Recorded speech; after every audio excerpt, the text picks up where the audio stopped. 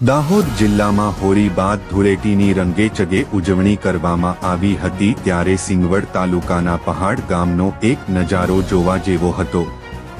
પ્રાપ્ત માહિતી અનુસાર દાહોદ જિલ્લામાં દર વર્ષેની જેમાં હોળી મનાવી બીજા દિવસે ધૂળેટીની ઉજવણી કરવામાં આવતી હોય છે ત્યારે સિંગવડ તાલુકાના પહાડ ગામનો એક નજારો જોવા જેવો હતો જેમાં બાળકો વડીલો અને ગ્રામજનો ભાઈઓ ઢોલના તાલે નાચતા રમતા એકબીજાને કલર ચાડી અનોખી રીતે ઉજવણી રંગેચંગે ઉજવણી કરતા હોય છે। આદિવાસી સમાજની આગવી પરંપરા મુજબ હોળી ઠંડી કરી રક્ષાના ચાદલા કરી ઉજવણી કરવામાં આવે છે અને ઘરની બહાર જમવાનું બનાવી બારણે લીમડા અને આંબાનું તોરણ બાંધી વાલોળનું શાક અને રોટલો પરિવાર સાથે બેસીને જમતા હોય છે અને તહેવારો ભેગા મળીને ઉજવણી કરતા ભાઈચારાની લાગણી વ્યક્ત થતી અનુભવતી જોવા મળી હતી। આમ ધામધૂમથી રંગેચંગે ઉજવણી કરવામાં આવતી હોય છે।